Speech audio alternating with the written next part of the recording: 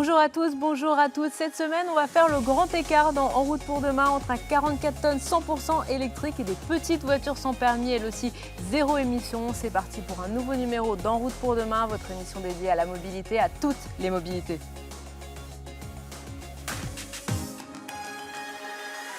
En route pour demain, présenté par Pauline Ducamp sur BFM Business et Tech & Co.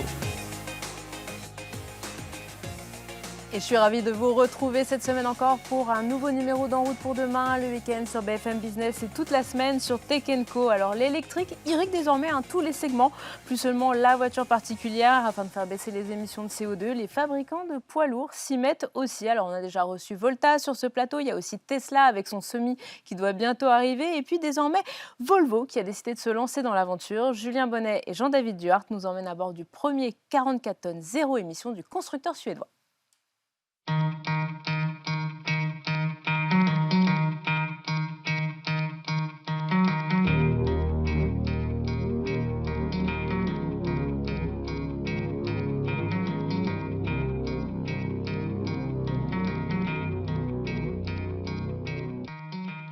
Il n'y a pas que les deux roues, voitures et autres utilitaires légers qui se convertissent à l'électrique. Les véhicules les plus imposants de notre route passent aussi au zéro émission. Et c'est le cas aujourd'hui pour Volvo Trucks qui a converti sa gamme lourde à l'électrique. Et donc assez impressionnant de voir un 44 tonnes rouler sans bruit. On monte tout de suite dans la cabine pour voir ce que ça donne.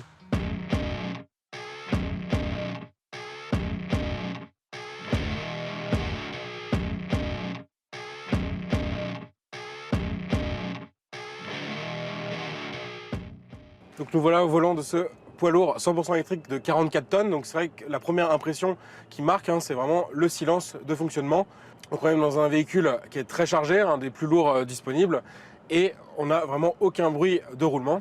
Même chose pour le volant, qui est très souple. En fait, finalement, c'est très simple à manier, c'est assez déconcertant. J'ai pas du tout le permis poids lourd. Là, on est sur un circuit donc pour les conditions d'essai, et donc ça permet de découvrir ce que ça donne cette conduite de poids lourd 100% électrique.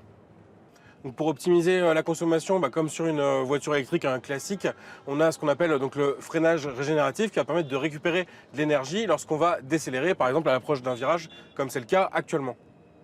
Et ensuite, j'ai un mode 1 qui va en fait me permettre d'avoir presque un fonctionnement à une seule pédale, comme sur certaines voitures électriques classiques, où là, c'est vraiment tout va se jouer avec la pédale d'accélérateur. Quand je vais relâcher la pédale d'accélérateur, le véhicule va se mettre à décélérer assez fortement, voire aller jusqu'à l'arrêt.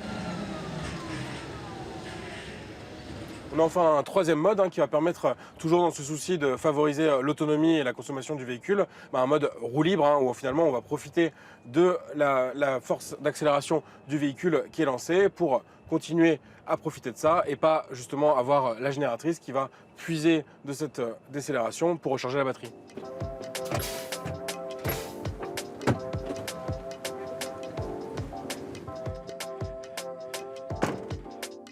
Après avoir pris le volant du FH, on se retrouve d'un véhicule un peu plus petit de la gamme Volvo Trucks 100% électrique, le FM. Mais finalement, ça reste quand même assez impressionnant. Lui aussi, il a un volume de 44 tonnes. Et entre les deux essieux avant, on retrouve donc les packs batterie. Sur cette gamme de modèles lourds chez Volvo Trucks, on peut en fait embarquer entre 2 et 6 packs batterie. Chaque pack batterie, il a une capacité de 90 kWh. Donc c'est déjà l'équivalent d'une grosse voiture 100% électrique. Et chaque pack batterie, il pèse aussi 500 kg. Donc si vous partez avec 6 packs batterie, certes, vous allez augmenter l'autonomie, mais il faut compter quand même sur un emport de 3 tonnes supplémentaires rien qu'en batterie. Et pour se rendre compte, finalement, c'est à comparer avec un véhicule diesel équivalent. Lui, il aurait un réservoir qui transporterait entre 100 et 130 kg de gazole. Pour en savoir plus sur cette stratégie chez Volvo Trucks, on en parle tout de suite avec Jérôme Flasseillet, directeur de l'électromobilité. Alors l'autonomie de ces camions va jusqu'à peu près 300 km en batterie, 300-350 km maximum, ce qui couvre environ 45% de la demande de transport aujourd'hui en Europe. Si on vient compléter cette autonomie en utilisant le temps de recharge du conducteur de 45 minutes pour faire de la recharge, on peut porter cette autonomie à 500 km. Il y a aussi une problématique au niveau des aides publiques. On sait que il y a tous des dispositifs pour les particuliers, mais également pour les entreprises. Qu'est-ce que vous pouvez dire un peu sur ces aides poids lourds? Quelles sont ces aides actuellement et dans l'avenir? Aujourd'hui, au niveau des dispositifs, nous avons le suramortissement qui est prolongé jusqu'en 2030 pour nos clients. Également le bonus écologique qui permet d'avoir une aide de 50 000 € à l'achat d'un camion électrique. Et puis le gouvernement a proposé un dispositif d'appel à projet pour nos clients et on a eu la première relève au mois de juin et on attend le résultat et ça porte des aides d'environ 100 à 150 000 € en fonction du type de véhicule. Alors c'est des montants qui peuvent sembler énormes, mais forcément l'investissement il est aussi important. Pour se représenter finalement le coût d'un camion 100% électrique ou par rapport au diesel, qu'est-ce que c'est? Le coût de revient kilométrique de leur solution actuelle en diesel comparé à un coût kilométrique en électrique. Et avec les aides, avec les dispositifs d'aide qui sont en place, eh bien on remarque assez souvent que ce coût d'usage est à peu près équivalent. Côté recharge, la gamme lourde de Volvo Trucks peut pour le moment encaisser jusqu'à 250 kW de puissance. Donc ça c'est pratique pour une recharge rapide en courant continu lors d'un arrêt pour un repos de 45 minutes par exemple. Mais la marque espère bientôt pouvoir proposer jusqu'à 750 kW. Prochaine étape pour Volvo Trucks, ce sera la construction de sa propre Gigafactory afin d'optimiser au maximum et de produire surtout elle-même ses packs batteries. La marque suédoise a en effet pris un temps d'avance par rapport à ses concurrents en étant une des premières à proposer une gamme lourde 100% électrique, mais la concurrence s'annonce intense avec notamment Daimler qui vient de présenter son 40 tonnes qui sera commercialisé prochainement ou encore Tesla qui doit livrer ses premiers semis avant la fin de l'année. BFM Business et Tech Co présente En route pour demain, l'invité. Et je vous le disais, cette semaine, En route pour demain, on fait vraiment le grand écart et donc des 44 tonnes, donc qui sont certainement les plus gros véhicules qu'on peut croiser sur nos routes. On va parler maintenant de toutes petites voitures. Bonjour François Ligier. Bonjour. Vous êtes le PDG de Ligier Group et au printemps prochain, vous allez entamer une nouvelle page de votre histoire puisque vous allez commercialiser la Miley, je le prononce bien? Tout à fait. Miley, donc, qui est une petite voiture électrique sans permis. Pourquoi est-ce que Ligier se lance sur ce créneau? C'est implacable. L'électrique est face à nous, l'électrique est l'avenir de l'automobile en général. La voiture sans permis vit une révolution profonde dans son utilisation, avec des changements dans sa présentation, des changements dans son utilisation, et donc l'électrique accompagne cette transformation naturelle. Alors, c'est compliqué de parler de voitures électriques sans permis sans parler de la star du segment. La star du segment, c'est la Citroën Ami qui séduit vraiment. C'est un best-seller chez Citroën depuis son lancement il y a 2 ans. Qu'est-ce qu'elle a changé justement pour vous sur ce segment qui était un petit peu, alors endormi, je vais être gentil, voire complètement ringard si je ne le suis pas? Si je me permets, il eût été ringard un certain temps, mais de moins en moins. Et finalement, Citroën est arrivé en récupérant une partie du travail que l'on avait fait pour transformer la présentation de ses produits et a su avoir un porte-voix massif pour communiquer dans tous les médias de façon très large et dans tous les supports sur le fait qu'on puisse conduire dès 14 ans. Et ça a permis d'élargir grandement le marché en faisant savoir à chacun qu'on pouvait conduire dès 14 ans un véhicule. Là, justement, vos clients aujourd'hui, alors avant l'arrivée de Miley l'année prochaine, qui sont-ils? Ils ont rajeuni comme ceux d'Ami? Ils sont plus jeunes? Ils ont plus d'argent aussi à mettre dans des voitures? Parce que l'Ami, elle est pas chère du tout. Vous, vos voitures, c'est quand même des véhicules qui sont au-delà des 10 000 €, voire souvent au-delà des 15 000. Oui, effectivement, nos clients sont très différents. On a une clientèle traditionnelle, plutôt historique, plutôt rurale, qui est souvent féminine et qui a besoin de mobilité, d'indépendance pour aller faire ses courses, pour aller chez le médecin, pour vivre son quotidien. Et puis, à l'extrême opposé, on va trouver ces adolescents, dont on parle beaucoup en ce moment, des adolescents qui, dès 14 ans, vont permettre de découvrir la liberté, atteindre de l'autonomie face à leur quotidien, face à l'enjeu d'aller à l'école, face à l'enjeu d'aller au sport, de vivre sa vie librement. Et puis entre deux, on a une population qui ne passe pas le permis de conduire parce que trop cher, trop dur, pas envie, peu importe la raison, mais elle a besoin d'un véhicule quand même pour assurer son quotidien, se déplacer, aller au travail, vivre tout simplement parce que quand on n'est pas dans une grande agglomération, la mobilité est vécue différemment. Et alors, est-ce que Miley, justement, peut couvrir tous ces secteurs, tous ces segments de clientèle? Parce que les adolescents, à la sortie du lycée, je vois bien, en campagne, on fait quand même du kilomètre. En campagne, on fait quand même du kilomètre. Alors, l'utilisation moyenne d'un véhicule sans permis, c'est 50 km à peu près quotidiennement, ce qui est beaucoup quand on roule à 45 à l'heure. Et donc, nous lançons Miley avec une gamme d'autonomie qui ira de 50 km pour le véhicule le plus économique, dès 12 000 €, jusqu'à 130 km quand on prendra le véhicule avec toute la configuration la plus large. Alors justement, l'un des créneaux de Ligier, c'est produire en France. Vous avez deux usines, vous avez votre siège à Vichy et puis vous avez aussi une usine en Vendée. Est-ce que justement, en termes de techno, vous allez avoir des pièces, je ne sais pas, un moteur, des batteries qui vont aussi être made in France sur cette Miley? Effectivement, notre entreprise est française, nous fabriquons en France et c'est un de nos enjeux. Et donc la batterie sera fabriquée au Mans dans une start-up qui s'appelle E4V. Le moteur, lui, est fabriqué par Valeo en France également. Et donc, on est fiers d'introduire des technologies françaises dans ce véhicule, des technologies qui vont accompagner notre consommateur dans son besoin. Et le consommateur, évidemment, qu'il est ravi d'avoir un véhicule fabriqué en France avec des composants français. Mais ce qu'il cherche surtout, c'est un véhicule qui lui soit fiable et qui lui permette d'assurer sa mobilité au quotidien. En termes de bonus sur ce type de véhicule, il y a des aides de l'État pour passer à l'électrique? L'État accompagne effectivement la mobilité électrique sur le sans permis à hauteur de 900 euros, donc un bonus qui n'est pas aussi ambitieux que celui de l'automobile traditionnelle, qui est de 5 000 euros, mais qui est déjà important pour pouvoir accompagner nos clients face à leur enjeu de mutation. Vous aimeriez justement que peut-être on fasse plus cas des voitures sans permis? Elles sont très nombreuses, hein, cette semaine au Mondial de l'automobile. Il y aura beaucoup de marques de microcars qui seront présentes. Vous pensez que l'État, les pouvoirs publics doivent plus accompagner ce type de véhicule? C'est une mobilité différente, c'est une mobilité qui est indispensable quand vous n'êtes pas dans une grande agglomération. Et cette mobilité, elle rend service quotidiennement. Elle rend service aux adolescents, certainement, mais elle rend surtout service à des personnes qui sont isolées et des personnes qui ont besoin de sortir de leur isolement, besoin d'assurer leur quotidien. Et demain, ces personnes-là vivront l'électrique. Et effectivement, si l'État peut accompagner encore plus cette population, c'est quelque chose qui serait intéressant pour nous. Alors maintenant, cette mobilité sans permis, elle reste marginale en termes de volume quand on la compare à la grande industrie automobile. Est-ce que justement, parce que la voiture électrique, on sait que finalement, en termes de fabrication, c'est beaucoup plus simple, hein, qu'une voiture à moteur thermique. Est-ce que l'arrivée de Miley, en plus des utilitaires électriques que vous avez déjà dans la gamme, ça va vous permettre de peut-être passer un step, passer un palier et d'aller vers autre chose que du petit véhicule, de peut-être imaginer des véhicules plus grands? C'est une vraie question. On rêve d'une troisième voie. On a ces deux jambes aujourd'hui, la jambe du sans permis qui est le cœur de notre activité, et puis vous l'avez dit tout à l'heure, une autre jambe qui est celle du véhicule professionnel. Nous fabriquons des véhicules professionnels électriques, par exemple pour les postes qui livrent le courrier chaque jour avec nos véhicules. Eh bien, une troisième voie pourrait être dessinée. Les ZFE vont révolutionner l'usage de l'automobile en ville. Eh bien, peut-être qu'un véhicule très compact, moins de 3 mètres de long, avec une forte insertion urbaine, électrique, fabriqué par l'IGE, pourra avoir du sens au-delà du sans permis. Là, justement, les ZFE, vos clients vous en parlent. C'est un axe de développement finalement pour vous?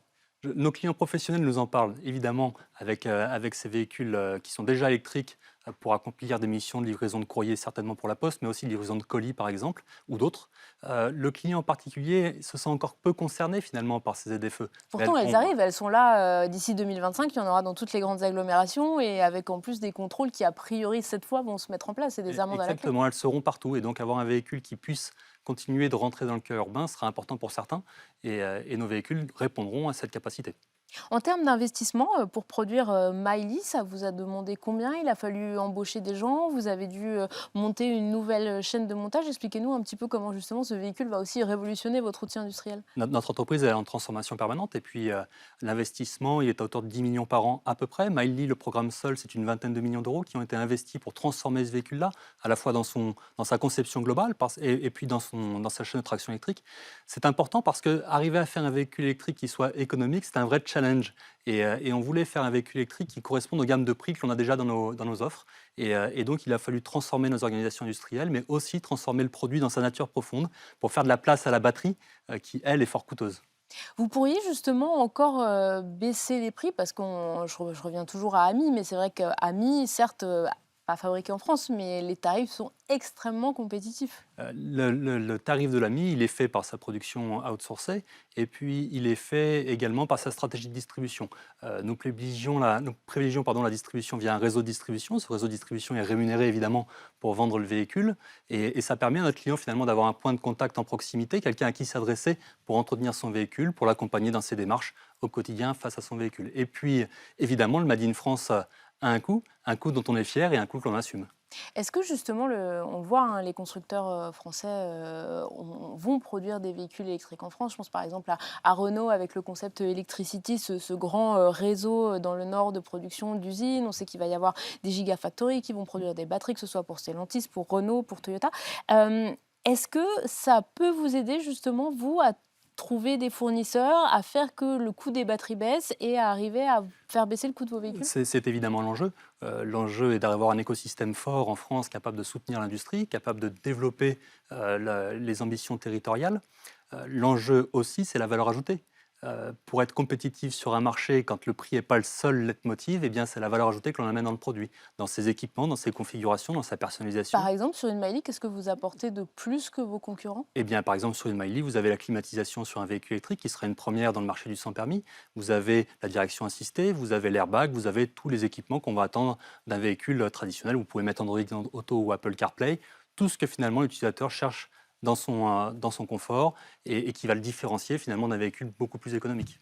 Vous sentez, dernière question, François Ligier, que cette question du poids de véhicules plus petits, on a l'impression que la voiture électrique, c'était forcément par des grands modèles, très sportifs, avec beaucoup d'autonomie. On sent qu'il y a de plus en plus une réflexion qui commence à s'instiller sur est-ce qu'il ne faudrait pas des véhicules plus petits, est-ce qu'il ne faudrait pas justement travailler sur le poids. Vous avez des contacts avec des gens de l'automobile qui viennent vous voir pour justement voir ce que vous faites? Vous sentez que votre modèle peut intéresser des grands constructeurs? Et certainement. Et aujourd'hui, les constructeurs cherchent à réduire le poids de leur véhicule, à apporter des solutions différentes. Et on en a déjà une, on en est fiers, on la partage. Alors, c'est aussi ce qui fait la raison d'être de mon entreprise, d'être capable de faire ces véhicules très compacts et très légers. Et ça, on doit continuer d'en faire notre avantage concurrentiel, si j'ose dire, même si on n'a rien de concurrentiel face à cette industrie automobile dont les volumes sont très différents. François Ligier, du coup, sortie de Miley, vous nous dites 2023, début d'année, c'est ça? Oui, au mois de mars 2023, on sera très fiers de lancer notre nouvelle Miley. Alors pour le moment, on est encore en mode teasing, seulement quelques images ont été Oui, on n'a révélées. pas vu, on a essayé de vous montrer un peu des images, mais on n'avait que des images très, très noires, un peu vraiment suspense. Mais le teasing apporte ses fruits. On a déjà beaucoup de contacts et de demandes pour pouvoir s'équiper dès mars 2023 avec cette Miley. Et bah, du coup, on sera ravis de l'essayer. Merci beaucoup, François Ligier, d'avoir été avec nous aujourd'hui sur ce plateau. Et l'essai de la semaine, bah, c'est une concurrente de votre future petite Miley, et c'est la star du segment. Julien Bonnet et Jean-David Duhart ont essayé la Citroën Ami, mais dans sa version buggy, une édition, vous allez le voir, très limitée. BFM Business et Tech Co présente En route pour demain, l'essai.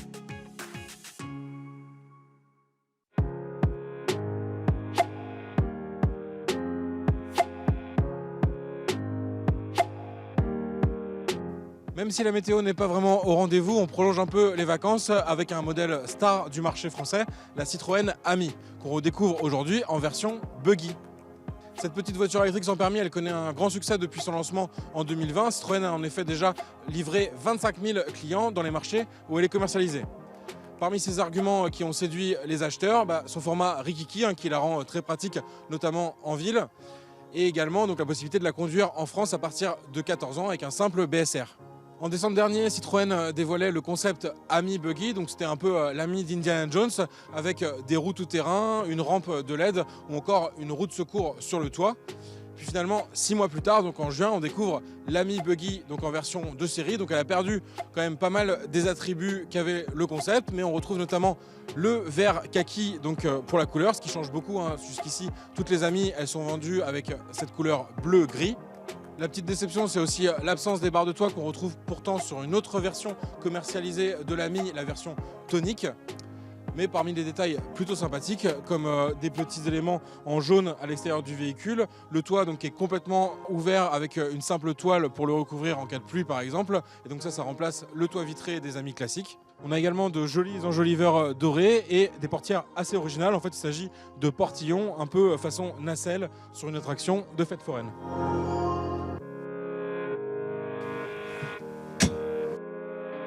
À l'intérieur, on retrouve finalement ce qui fait le charme de cette Citroën Ami, donc un côté très dépouillé. On a uniquement donc, le volant, les pédales pour l'accélération et le freinage bien sûr. Sur le côté gauche du siège conducteur, on a les passages des différents modes, donc neutre, marche avant et marche arrière.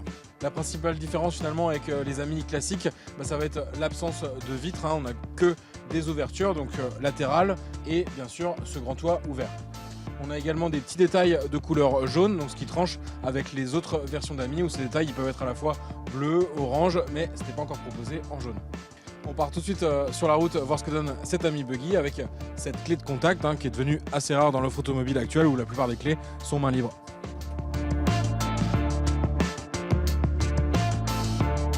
À bord de cette Ami Buggy, on retrouve finalement les mêmes caractéristiques que les Ami classiques.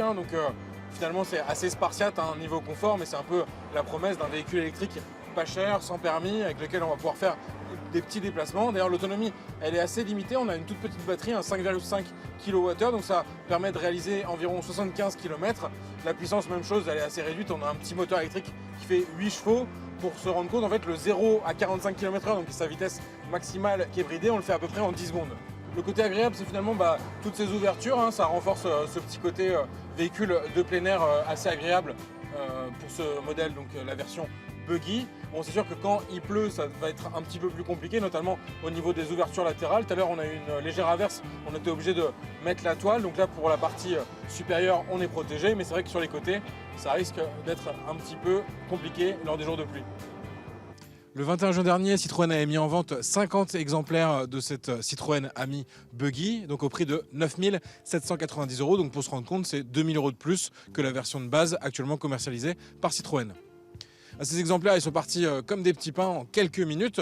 Donc résultat, aujourd'hui, on en retrouve sur le Bon Coin à peu près 25 000 €. Donc c'est un surcoût énorme pour une édition limitée, donc qui joue bien sûr sur la rareté et donc le nombre de fans de la Citroën Ami qui vont rechercher ce modèle. Pas sûr que ces modèles ils partent à un tel prix. Et puis d'ailleurs, on vous recommande de plutôt attendre. En effet, Citroën a laissé entendre qu'ils allaient commercialiser dans une version de base de la Citroën Ami, cette version buggy. Donc sous-entendu, elle ne sera plus en édition limitée et donc tout le monde pourra se l'acheter. Donc cette première version, elle gardera certainement quelques petites spécificités qui la rendront unique. Donc pour les collectionneurs, c'est sûr qu'elle gardera une certaine cote.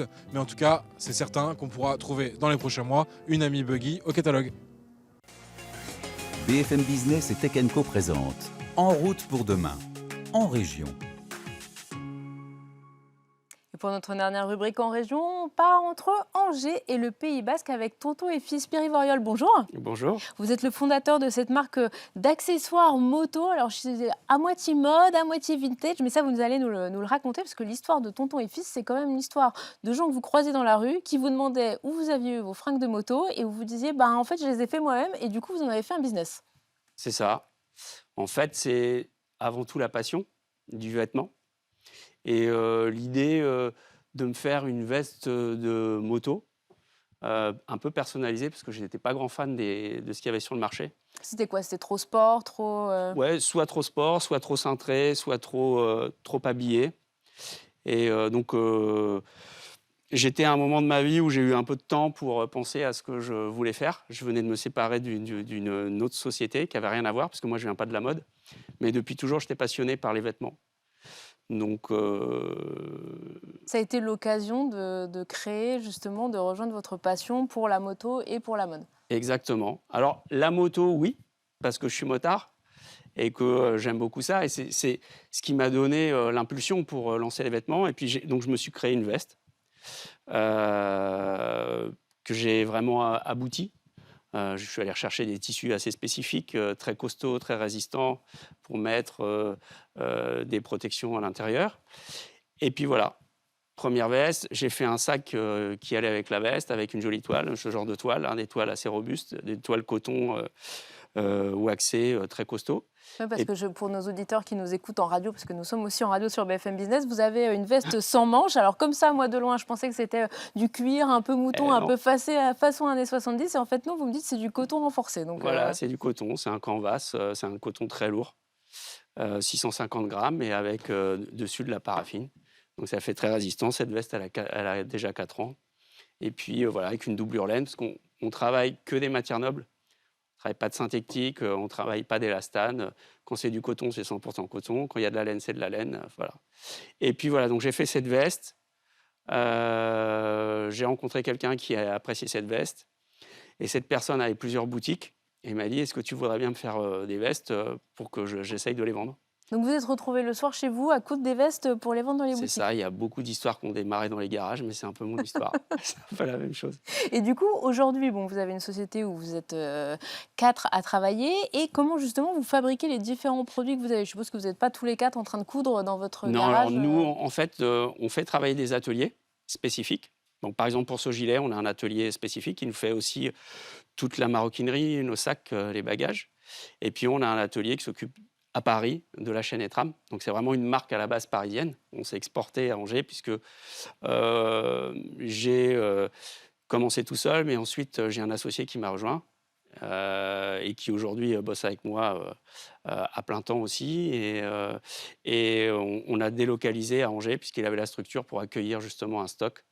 Et voilà, donc on travaille un peu partout en France. On va aller fabriquer des chaussettes en Dordogne. Oui, parce qu'aujourd'hui, votre gamme finalement de vêtements, elle recoupe quoi? Vous avez des vestes, vous avez des sacs, mais vous avez beaucoup d'autres accessoires finalement. Oui, on a très peu d'accessoires moto en fait. On a cette veste qui est un peu emblématique de la marque. On a des vestes qui sont très solides, donc les motards les utilisent, mais elles ne sont pas spécifiques. Et aujourd'hui, on est parti d'une veste moto et on m'a demandé ce que je savais faire. J'ai dit, je peux faire une chemise, je peux faire un gilet. Et puis aujourd'hui, on est assez connu pour nos gilets. Oui, parce que c'est comme ça qu'on vous reconnaît, c'est avec ce gilet emblématique. Voilà, on est assez connu pour ce gilet qui est costaud, qui est solide et qui représente bien ce qu'on veut faire, en fait. C'est l'idée que... Alors moi, j'aime beaucoup le passé, mais j'aime pas le passé de façon nostalgique ou mélancolique. J'aime le passé parce que, pour ce qui m'apporte aujourd'hui dans notre époque qui va un peu vite, où on savait faire des vêtements qui pouvaient se transmettre, durer, qui étaient bien faits. Voilà, ça c'est plutôt... c'est notre idée, c'est ce qu'on essaye de maintenir en ne travaillant pas en collection. On a une collection qui est pérenne, on fait évoluer des produits chaque année. Vous les améliorez finalement à chaque saison Évidemment, on apporte quelques nouveautés parce que sinon, ce serait compliqué pour nos revendeurs. Mais on ne travaille pas en collection, ce n'est pas l'idée. C'est d'avoir des vêtements qu'on peut acheter toute l'année et qui sont spécifiques pour un usage ou un autre. Voilà. Et du coup, dernière question, ce gilet là que vous portez là aujourd'hui, il vaut combien? Il vaut 429 €. Donc en plus, c'est un investissement durable, c'est un investissement qui dure. Exactement. Pierre-Yves Auriol, merci beaucoup d'avoir été avec nous. C'est déjà fini pour cette édition d'En route pour demain. Je suis ravie de vous retrouver la semaine prochaine pour un nouveau numéro. Bon week-end à tous. En route pour demain, la mobilité sous toutes ses formes sur BFM Business et Tech & Co.